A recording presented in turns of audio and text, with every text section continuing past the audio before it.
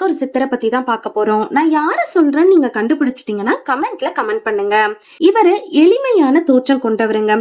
சிவனடியாருக்கு உதவி பண்றதையே பணியா வச்சிருந்தவரா. முக்கியமான குறிப்பு, இவரு கிரிவல பாதைய சுத்தம் செய்யறதுக்காக துப்புரவு பணியவும் செஞ்சிருக்காரு.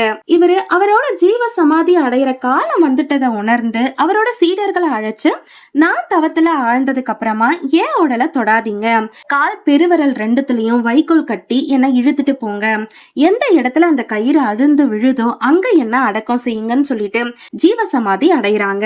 அவர் சொன்னது மாதிரியே வைக்கோலால கட்டி கிரிவல பாதையில அவரோட உடலை இழுத்து செல்லும் பொழுது அடி அண்ணாமலை கௌதம மகரிஷியோட ஆசிரமத்துக்கு எதிரில கயிறு அருந்து விழுதுங்க. அதே இடத்துல அவரை அடக்கம் செய்யறாங்க. ஜீவசமாதி சரியான பராமரிப்பு இல்லாம அந்த இடத்துல ஒரு பாம்பு புற்று வருதுங்க. இந்த நிலையில கிரிவலம் வந்த சிவனடியார் ஒருவருக்கு கொஞ்ச தூரத்துல ஜோதி வடிவுல ஒரு ஒளிப்பிழம்பு தெரியுது. என்னதுன்னு அவர் கிட்ட போய் பார்க்கும் பொழுது அங்க ஒரு பாம்பு புத்து தாங்க இருக்கு. ஆச்சரியம் அடைஞ்ச அவரு அங்கவே தங்கி சித்தரோட மகிமைகளை தெரிஞ்சுக்கிட்டு பணிவிட செய்ய ஆரம்பிக்கிறாரு. ஒரு நாள் பயங்கர மழை பெய்யுதுங்க. எந்த மழையிலுமே பாம்பு புத்து கரையவே கரையாது.